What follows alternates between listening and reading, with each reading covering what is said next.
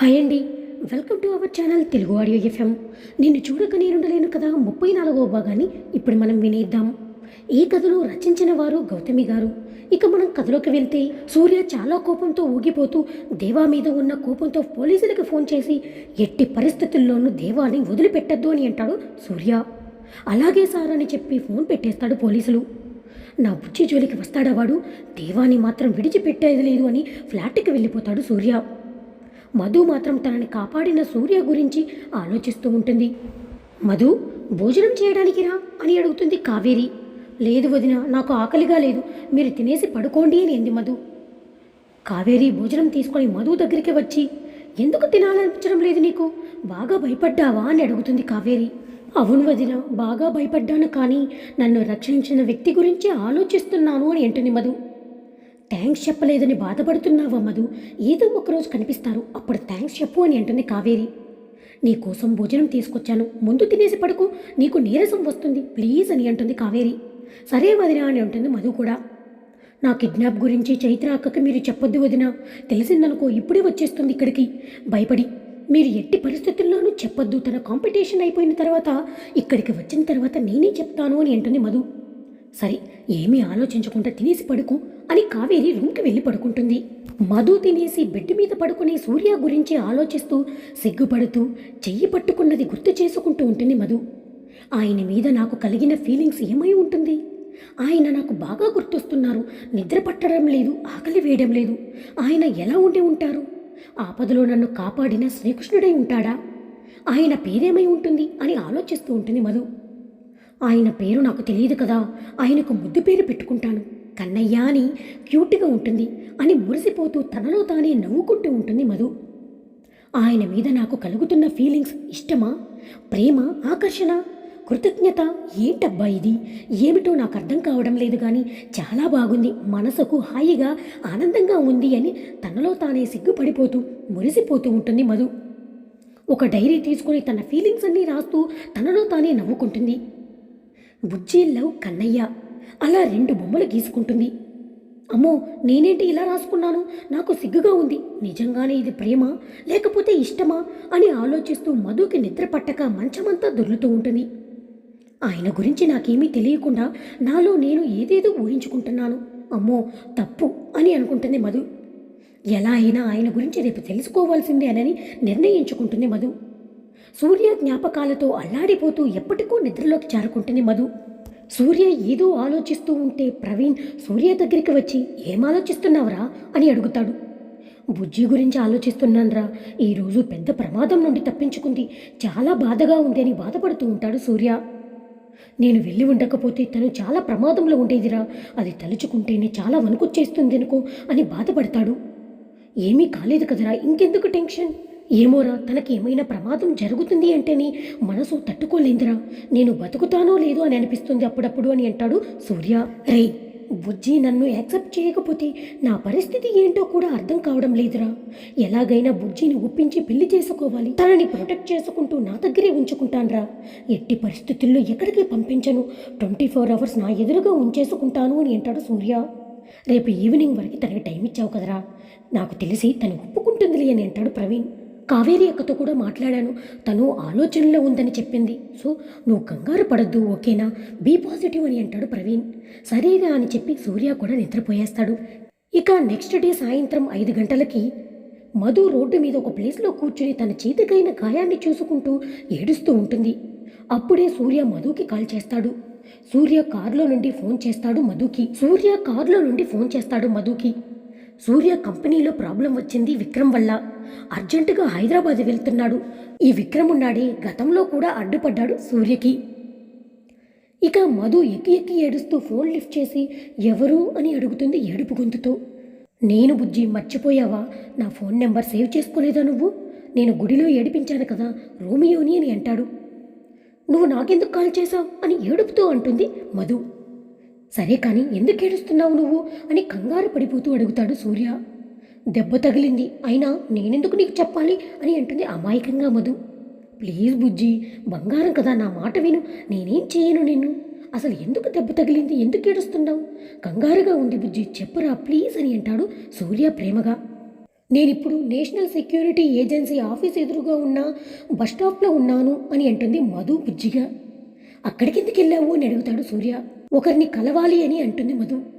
మధుతో మాట్లాడుతూనే ఆ సూర్య తన ఫోన్లో నుండి నేషనల్ సెక్యూరిటీ ఏజెన్సీ వాళ్ళతో ఉన్న టీం మెంబర్కి మెసేజ్ పెట్టి ఒక అమ్మాయి బస్ స్టాప్లో ఉంది, తన దగ్గరికి మనుషుల్ని పంపమని చెప్తాడు. అక్కడ ఒక అమ్మాయి ఉందా అని అడుగుతాడు మెసేజ్లో. ఉంది సార్, బాగా ఏడుస్తూ ఎవరితోనో ఫోన్లో మాట్లాడుతుంది అని అంటాడు ఆ వ్యక్తి. కొంచెం లేడీ స్టాఫ్ ఎవరైనా ఉంటే తనని వాళ్ళ ఇంటి దగ్గర డ్రాప్ చేయమని చెప్పరా, కొంచెం చూస్తూ ఉండండి, తనని అబ్జర్వ్ చేయవా అని అంటాడు సూర్య. ఓకే సార్, ఆల్రెడీ మా టీం అక్కడే ఉన్నారు, గమనిస్తున్నారు అని చెప్తాడు. ఆ వ్యక్తికి థ్యాంక్ యూ సో మచ్ అని మెసేజ్ రిప్లై ఇస్తాడు సూర్య. ఎవరిని కలవడానికి అని అడుగుతాడు సూర్య. నన్ను నిన్న ఒక వ్యక్తి కాపాడాడు రోమియో, అతన్ని చూడాలని వచ్చాను, కానీ అతన్ని దగ్గరికి వెళ్ళేసరికి చాలామంది జనాలు ఆయన చుట్టూ ఉండడంతో నన్ను తోసేశారు, నా చేతికి దెబ్బ తగిలింది అని అంటుంది మధు. నేను నిన్ను కాపాడి ఇంటికి తీసుకెళ్ళాను కదా, అప్పుడే లేడీ కానిస్టేబుల్ చెప్పింది, నన్ను కాపాడిన వ్యక్తి ఎలా ఉంటారు, ఎక్కడ చేస్తారు అని అడిగితే పేరు తెలియదు కానీ ఎన్ఎస్ఏలో ట్రైనింగ్ ఇస్తారని చెప్పింది. అది విని సూర్య షాక్ అయిపోతూ, అంటే బుజ్జి నన్ను కలవడానికి వచ్చిందా అని అంటూ ఆనందపడిపోతాడు సూర్య. నీకు చెప్పాలని ఉంది బుజ్జి, నేను నిన్ను కాపాడానని, కానీ ఇది సమయం కాదు, వచ్చిన తర్వాత తీరుబడిగా అన్ని విషయాలు చెప్తాను బుజ్జి అని అనుకుంటాడు మనసులో సూర్య. నా బుజ్జి బంగారానికి దెబ్బ తగిలింది, నా వల్లే అని చెప్పి బాధపడతాడు సూర్య. ఎంత అర్జెంటుగా ఆయన కలవాల్సిన పనేముంది బుజ్జి, తర్వాత ఎప్పుడైనా థ్యాంక్స్ చెప్తూలే, అయినా నువ్వు థ్యాంక్స్ చెప్పాల్సిన అవసరం లేదు ఆయనకు అన్నీ తెలుసు అని అంటాడు సూర్య. అంటే ఆ సార్ గురించి నీకు తెలుసా, నువ్వు ఎప్పుడైనా చూసావా, కలిసావా, చెప్పు రోమియో అని ఎక్సైట్ అవుతూ అడుగుతుంది మధు. పిచ్చి బుజ్జి, అది నేనే, నీకు ఎలా చెప్పాలి, నాకు అర్థం కావడం లేదు అని అనుకుంటాడు సూర్య. అప్పుడే అక్కడికి లేడీ కానిస్టేబుల్ వచ్చి, మీరు బుజ్జి కదూ, నాతో పాటు రండి, మిమ్మల్ని ఫ్లాట్ దగ్గర నేను డ్రాప్ చేయాలి, నాకు పైనుండి ఆర్డర్స్ అని అంటుంది. బుజ్జి, నీ దగ్గరికి వచ్చిన లేడీ కానిస్టేబుల్తో నువ్వు నీ ఫ్లాట్ దగ్గరికి వెళ్ళిపో, సేఫ్గా ఉంటావు అని అంటాడు సూర్య. లేదు, నేను వెళ్ళను, ఎట్టి పరిస్థితుల్లో నేను ఈరోజు చూడాల్సిందే, ఆయనతో నేను మాట్లాడాలి, రోమియో ప్లీజ్, ఆయన నీకు తెలుసా లేదా, నాకు చెప్పు అని అంటుంది గట్టిగా. చూడు, నీకు నీ చేతుల్లో దెబ్బలు తగిలాయి అని కూప్పడతాడు సూర్య. అయినా కావేరి అక్కకు చెప్పకుండా నువ్వు బయటికి ఎందుకు వచ్చావు, అది కూడా సేఫ్ కాదు కదా, నిన్ను కిడ్నాప్ చేశారు కదా, నీకు బుద్ధి ఉండాలి కదా, నా మాటలు వినవా నువ్వు అని సీరియస్ అవుతాడు సూర్య. ఇవన్నీ నీకెలా తెలుసు, కావేరి వదిన నీకు ఎలా తెలుసు అని అడుగుతుంది మధు ఆశ్చర్యపోతూ. నాకు కావేరి అక్క తెలుసు, మీరు ఉంటున్న ఫ్లాట్ నెంబర్ కూడా తెలుసు, నేను నీకు బాగా తెలిసిన అబ్బాయిని, తర్వాత పరిచయం చేసుకుంటాలే, కానీ ముందు నేను చెప్పింది చెయ్యవే అని అన్నాడు. నాకు థ్యాంక్స్ చెప్పాలని ఎందుకని ఆరాటపడిపోతుంది బుజ్జి, ఏమై ఉంటుంది సంగతి, ముందు విషయం ఏంటో తెలుసుకుని తర్వాత నేనే అని చెప్పాలి దానికి అని అనుకుంటాడు సూర్య. నిన్ను కాపాడినా థ్యాంక్స్ చెప్పాలనుకున్న వ్యక్తి నాకు తెలుసు బుజ్జి, నాకు బాగా పరిచయం కూడా, కావాలంటే నీకు నేను ఆయన్ని మీట్ అయ్యేలా అరేంజ్ చేస్తాను, ఓకేనా, నువ్వు కంగారు పడద్దు బుజ్జి, ఫస్ట్ ఇంటికి వెళ్ళు, నైట్ అయిపోయింది, చీకటిగా ఉందిగా అని అంటాడు సూర్య. మధు ఆనందపడిపోతూ, అయితే ఆయన నన్ను మీట్ అయ్యేలా చేస్తావా నువ్వు, ప్లీజ్ రోమియో, నీకు పుణ్యం ఉంటుంది, హెల్ప్ చేయవా అని అడుగుతుంది. మధు ఆరాటం చూసి సూర్య సంతోషపడిపోతూ, అసలు నువ్వెందుకు మీట్ అవ్వాలనుకుంటున్నావో నాకు ముందు చెప్పు అని అన్నాడు. లేదు, ఆయనకు మాత్రమే చెప్తాను, నేనెవరికీ చెప్పను విషయం అని అంటుంది మధు. మరి నా ప్రేమ విషయం ఏం చేశావు బుజ్జి, నేనంటే నీకు ఇష్టమేనా, నన్ను పెళ్లి చేసుకుంటావా అని అడుగుతాడు ఆశగా సూర్య. అయ్యో రోమియో, నువ్వు చాలా మంచివాడివి, నువ్వు ఆట పట్టిస్తుంటే చాలా సరదాగా ఉంది, కాకపోతే నాకు నీ మీద ప్రేమ లేదు, నువ్వెవరో కూడా నాకు తెలియదు, ఎలా ఉంటావో కూడా నాకు పరిచయం లేదు అయింది. ఆ మాటలన్నీ వింటున్న సూర్య చాలా బాధపడుతూ ఉంటాడు. నేను బాగా చూసుకుంటాను బుజ్జి, నా మాటలలో ప్రేమ నీకు అర్థం కావడం లేదా అని బాధగా అంటూ ఉంటాడు సూర్య. అయ్యో రోమియో, నిన్ను బాధ పెడుతూ ఉంటే నాకు బాధగా ఉంది, కానీ లేని ప్రేమని ఎలా చూపించును నీ మీద అని అంటుంది మధు. నీకు ఎవరి మీద ప్రేమ లేదు కదా, అలాంటప్పుడు నన్ను ప్రేమించడానికి నీకేంటి అడ్డు అని అంటాడు సూర్య. అప్పుడు మధు మనసులోకి కన్నయ్య, తనని కాపాడిన సూర్య గుర్తుకొస్తాడు. నీ మనసులో ఎవరైనా ఉన్నారా చెప్పు బుజ్జి ప్లీజ్ అని అడుగుతాడు సూర్య. ఎస్, ఉన్నారు రోమియో, ఇంకా ఎవరికీ చెప్పలేదు, నీకే మొదటిసారి చెప్తున్నా, ఎందుకంటే నువ్వు నన్ను ప్రేమిస్తున్నానంటున్నావు కాబట్టి నా మనసులో ఉంది, నీకు చెప్తే నువ్వు నన్ను అర్థం చేసుకుంటావని ఉద్దేశంతోనే చెప్తున్నాను అని మొదలు పెడుతుంది మధు. నేను చాలా భయస్తురాలు రోమియో, నాకు ఎవరి మీద ఇప్పటి వరకు ప్రేమ కలగలేదు, అసలు ప్రేమంటే ఏంటో కూడా నాకు పూర్తిగా తెలియలేదు, ఇంతకీ నేను ప్రేమిస్తున్నానో లేదో కూడా నాకు తెలియదు. కానీ ఒకరోజు ఒక మనిషి కోసం ఆరాటపడినంతగా ఎప్పుడూ ఎవరి గురించి తహతహలాడలేదు నేను. నా మనసు ఎంత వేదన పడిందో తెలుసా? ఆయన ఎవరో కాదు, నన్ను కాపాడిన వ్యక్తి అని మధు చెప్తుంది. ఆ మాటలు విన్న సూర్య మనసు ఆనందంతో గాల్లో తేలుతుంది. బుజ్జి, నువ్వు ప్రేమిస్తుంది నన్నేనా? అసలు నమ్మలేకపోతున్నాను. ఏంటి ఇదంతా మాయలా ఉంది అని అనుకుంటాడు మనసులో. బుజ్జి తన గురించి తనకే చెప్తూ ఉంటే వింటూ ఉన్నాడు సూర్య ఆరాటంగా. బుజ్జి చెప్తుంది శ్రద్ధగా వింటున్నాడు సూర్య. ఒకరోజు భార్యాభర్తలు గొడవ పడుతూ ఉంటే వాళ్ళకి బుద్ధి చెప్పాడు. అప్పుడు అనిపించింది, ఏ అమ్మాయికైనా ఇలాంటి భర్త ఉంటే తన లైఫ్ బాగుంటుంది కదా, భార్యని ఎంత బాగా అర్థం చేసుకుని చెబుతున్నారో అని అనిపించింది నాకు. అప్పుడు ఆయన మీద మంచి ఇంప్రెషన్ వచ్చింది నాకు. ఎలా అయినా చూడాలనుకున్నాను, కానీ ఆయన కనిపించలేదు. కానీ ఆయన చేతికి ఉన్న కంకణం కనిపించింది. తర్వాత రౌడీల నుండి ఒక పెద్ద అతని షాపును కాపాడి అక్కడ ఉన్న జనాలకందరికీ బుద్ధి చెప్పారు. మనుషులుగా మనకు ఉండవలసిన మానవత్వం గురించి గొప్పగా చెప్పారు. అప్పుడే నాలో పేరుకుపోయిన భయం పోయింది. ఒకరికి హెల్ప్ చేయాలనే గుణం చాలా ఎక్కువ పెరిగింది తెలుసా? నేను చాలా భయస్తురాలు అయినా సరే ఒకరికి సహాయం చేయడంలో ముందుండేలా నన్ను ప్రేరేపించేలా చేశాయి ఆయన మాటలు. అప్పుడు ఆయన మీద ఇష్టం పెరిగింది. అప్పుడు కూడా నాకు కనిపించలేదు, కంకణం బట్టి ఆయనే అని గుర్తుపట్టాను నేను. కానీ నిన్న జరిగిన ఇన్సిడెంట్తో నా గుండెల్లో సవ్వడి మొదలైంది. నన్ను ప్రాణాలకు తెగించి మరీ కాపాడారాయన.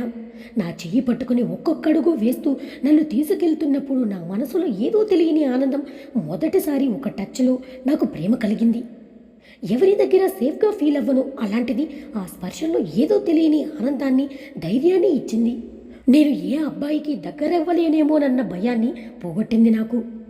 ఆయన మీద నాకు ప్రేమ కలిగిందేమోనని అనిపించింది. నిన్నే ఒక ముద్దు పేరు కూడా పెట్టుకున్నాను, కన్నయ్య అని చిలిపిగా నవ్వుతూ చెప్తుంది మధు. నా బుజ్జి బంగారం నాకు కన్నయ్య అని ముద్దు పేరు పెట్టుకుందా?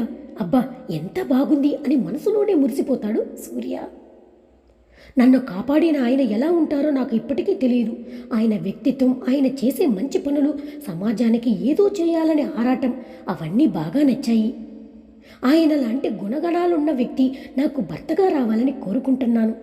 కాదు, ఆయనే నా భర్త అయితే బాగుండని అనుకుంటున్నాను. ఆయన మనసులో ఏముందో నాకు తెలియదు, కానీ నా మనసులో మాత్రం ఇదే ఉంది. ఆయనకి నేను ఎవరో కూడా తెలియదు. అలాంటప్పుడు నా మీద ప్రేమ ఉంటుందని అనుకోవడం వెరితనమే. కాకపోతే ఆయనతో ఒక్కసారైనా మాట్లాడాలని ఈరోజు చాలా కష్టపడి వచ్చాను అని అంటుంది మధు. అర్థమైంది కదా రోమియో, నా మనసులో ఏముందో. నాకు ఆయనంటే కొంచెం ఇష్టం ఉంది. నేను ప్రేమిస్తానో లేదో నాకు తెలియదు, కానీ నేను నిన్ను ప్రేమించలేను. అర్థమవుతుంది కదా, నన్ను మర్చిపో అని అంటుంది మధు బాధగా. బుజ్జి మాటలన్నీ వింటున్న సూర్యకి మాటలు రావడం లేదు గొంతులో నుండి. ఒక ట్రాన్స్లోనే ఉండిపోయాడు. అలాగే షాక్ అవుతూ సూర్య, పిచ్చి బుజ్జి, నువ్వు అనుకున్నట్లు నువ్వు ప్రేమించేది నన్ను, మళ్ళీ నన్ను ప్రేమించొద్దు, మర్చిపో అని అంటున్నావు. ఏంటో నీ పిచ్చి అని నవ్వుకుంటాడు తనలో తానే. ఆనందం పట్టలేకపోతున్నాడు. ఎగిరి గంతులు వేయాలన్నంత ఆనందంగా ఉంది సూర్యకి. నేను ఏదైతే కోరుకున్నానో, నన్నుగా ఇష్టపడే అమ్మాయి రావాలని, అలాగే బుజ్జి నన్ను ఇష్టపడుతుంది. నా గురించి ఏమీ తెలియకుండానే, నేను ఎలా ఉంటానో కూడా తెలియకుండా కేవలం నా వ్యక్తిత్వాన్ని మాత్రం ఇష్టపడుతున్న బుజ్జి నాకు బాగా నచ్చావే నువ్వు ఈరోజు అని అనుకున్నాడు. ఇప్పటి వరకు నువ్వంటే నాకు ప్రేమ మాత్రమే ఉంది, కానీ ఇప్పుడు నా ప్రాణం అయిపోయావు. నువ్వు నా ఊపిరి అయిపోయావు బుజ్జి. I love you so much అని మనసులో అనుకుంటాడు సూర్య. నేను చెప్పింది అర్థమైందా లేదా రోమియో? ఏమీ మాట్లాడడం లేదేంటి? నాకు తెలుసు నీ మనసు బాధగా ఉందని, కానీ తప్పదు రోమియో. ఆయన ఎక్కడ ఉంటారో చెప్పు, నేను వెళ్ళి కలిసొస్తాను ప్లీజ్ అని బ్రతిమలాడుతుంది మధు. సూర్య నవ్వుతూ, నువ్వు ప్రేమిస్తున్నావని నాకు అర్థమైంది. తప్పకుండా నువ్వు అతన్ని పెళ్లి చేసుకోవాలని కోరుకుంటున్నాను అని అంటాడు సూర్య. అంటే నీకు బాధ లేదా? నేను ఆయన్ని ప్రేమించినా పర్లేదా? అమ్మయ్యా, అయితే నాకు happy. Thank you so much realise అయినందుకు అని అంటుంది బుజ్జి. లేదు బుజ్జి, నువ్వు ఆయన్ని పెళ్లి చేసుకుని సంతోషంగా ఉంటానంటే నాకు అంతకన్నా ఏం కావాలి అని అంటాడు సూర్య. నువ్వు కోరుకుంటున్న వ్యక్తిని చూడాలంటే రేపటి వరకు ఆగాలి. ఇప్పుడే ఆయన హైదరాబాద్ వెళ్తున్నారు. వాళ్ళ కంపెనీలో ఏదో ప్రాబ్లం అనుకుంటా, రేపు వస్తారు. నువ్వు కావేరి కలిసి వెళ్ళి మీట్ అవ్వండి అని అంటాడు సూర్య. అయితే నేను కావేరి వదిన రేపు మీట్ అవుతాం కదా ఆయన్ని. నువ్వు కూడా రా రోమియో, నిన్ను కూడా చూడాలి అని అంటుంది మధు. ఆయన్ని చూస్తే నన్ను చూసినట్టే అని అంటాడు సూర్య. అర్థం కాలేదే అని అంటుంది మధు అమాయకంగా. రేపు నీకు అన్నీ అర్థమవుతాయి. సో రేపు నీ గురించి నేను కూడా వెయిట్ చేస్తూ ఉంటాను బుజ్జి. రేపు సాయంత్రం 5 గంటలకి అని అంటాడు. సరే రోమియో అని అంటుంది మధు కూడా. సరే బుజ్జి, ఇక నువ్వు ఇంటికి వెళ్ళిపో, రేపు కలుద్దాం బాయ్ అని చెప్పేసి నవ్వుతూ ఫోన్ పెట్టేస్తాడు సూర్య. బుజ్జి, రేపు నీకు చాలా సర్ప్రైజులు ఉన్నాయి, నీకోసం వెయిట్ చేస్తూ ఉంటాను. I love you so much Bujji, waiting for you, lots of love అనుకుంటూ సూర్య కారులో ఎయిర్పోర్ట్కి వెళ్ళి అక్కడి నుంచి హైదరాబాద్ వెళ్ళిపోతాడు. ఆ రోజు రాత్రి మొత్తం కథంతా మారిపోతుంది. ఇక నెక్స్ట్ డే సాయంత్రం 5 గంటలకి సూర్య బుజ్జి కోసం ఎదురు చూస్తూ ఉంటాడు. కావేరి బుజ్జిని తీసుకొచ్చి సూర్య ఎదురుగా కూర్చోబెడుతుంది. బుజ్జి సిగ్గుపడుతూ తలదించుకొని ఉంటుంది సూర్య వైపు చూడకుండగా. బుజ్జి, ఇన్ని రోజులు నిన్ను చూడాలని ఎంత తప్పించానో తెలుసా? నాకు ఎదురుగుండగా ఉంది కూడా నన్నెందుకు చూడడం లేదు అని అడుగుతాడు ప్రేమగా సూర్య. చైత్ర ఊపిరి గట్టిగా పీల్చుకొని తలపైకెత్తి సూర్య వైపు ప్రేమగా చూస్తుంది. చైత్ర కళ్ళల్లో సూర్య మీద ప్రేమ కనిపిస్తూ ఉంటుంది సూర్యకి. చైత్రే బుజ్జి అన్న భ్రమలో ఉండిపోతాడు సూర్య. సూర్య చైత్రాని చాలా ప్రేమగా హత్తుకుంటాడు. సూర్య మనసు చెప్తుంది ఆ స్పర్శ తన ప్రేమించిన బుజ్జిది కాదని. అయినా సరే ఎదురుగా ఉన్న చైత్రని మాత్రమే నమ్ముతుంది మైండ్. చైత్రను చూసిన ప్రవీణ్ కూడా తనే బుజ్జి అని అనుకుంటాడు కాబట్టి డౌట్ రాలేదు. చైత్ర బుజ్జిగా కూర్చోబెట్టింది కావేరి కాబట్టి అసలు డౌట్ రాలేదు సూర్యకి.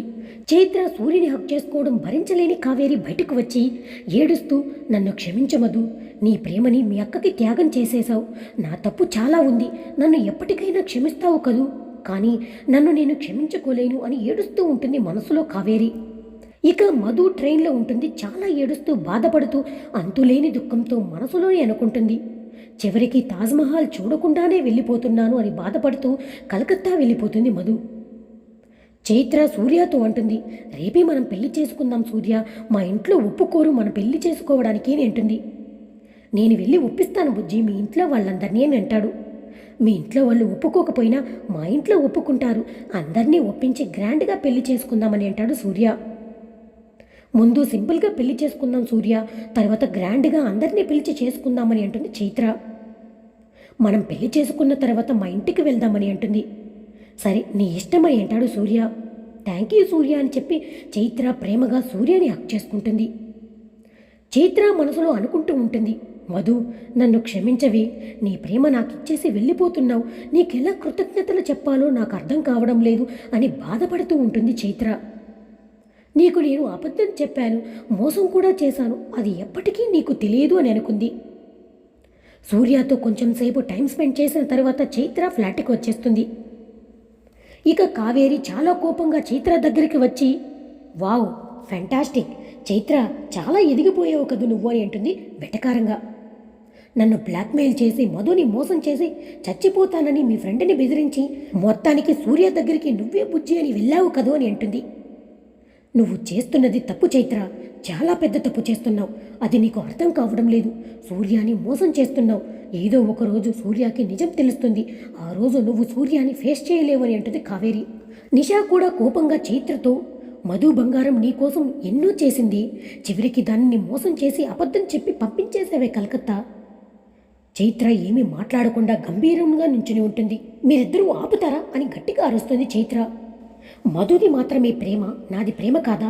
నేను ఎంతగా సూర్యాని కోరుకున్నానో నీకు తెలియదా నిషా? నాకు కూడా బాధగానే ఉంది. నేను మధుని మోసం చేశాను, మిమ్మల్ని బెదిరించాను, దాన్ని పంపించేశాను. అది కేవలం సూర్యాన్ని దక్కించుకోవాలన్న స్వార్థంతో మాత్రమే. నాకు సూర్య కావాలి, ఎట్టి పరిస్థితుల్లో సూర్యాన్ని వదులుకోలేను, అందుకే ఇలా చేశాను నేను. మధు నిన్నంతా ఏడుస్తూనే ఉంది, కనీసం దాని కన్నీళ్లు చూసైనా నీ మనసు కరగలేదా అని అంటుంది నిషా. మరి నా బాధ ఏంటి? నాది మాత్రం బాధ కాదా? సూర్య దక్కకపోతే నేను చచ్చిపోతాని అర్థమవుతుంది కదా మీకు? మధు ఏడుస్తుంటే మధు బాధ మాత్రమే మీకు కనిపిస్తుంది. మధుని ఏడిపించినందుకు నా గుండె ముక్కలైపోయింది. అది నా చిట్టి చెల్లెలి, అది ఏడుస్తూ ఉంటే నా గుండె రంపకోత గురైంది అని అంటుంది చైత్ర ఏడుస్తూ. చైత్ర, నువ్వు ఎంత ఏడ్చినా మనం చేసిన తప్పు మాసిపోదు. మధుకి కేవలం ప్రేమను మాత్రం దూరం చేయలేదే, తనలో ఎప్పటినుంచో పేరుకుపోయిన భయం పోగొట్టిన సూర్యాన్ని కూడా దూరం చేసేశావు. మళ్ళీ అలాంటి ప్రేమ మధుకి దక్కుతుందో లేదో అని అంటుంది బాధగా కావేరి. చైత్ర, నీ ప్రేమ నిజం, అందుకే మేము ఏమీ అనలేకపోతున్నాం. సూర్యని బాగా చూసుకో అనేసి ఇద్దరూ వెళ్ళిపోతారు. ఇక చైత్ర సూర్యని పెళ్లి చేసుకుందాం అనుకున్న సమయానికి కరెక్ట్గా చైత్రకి యాక్సిడెంట్ అవ్వడం, చైత్ర చనిపోవడం జరుగుతుంది. చైత్రనే తను నిజంగా ప్రేమించింది అని భ్రమలో ఉండిపోతాడు సూర్య.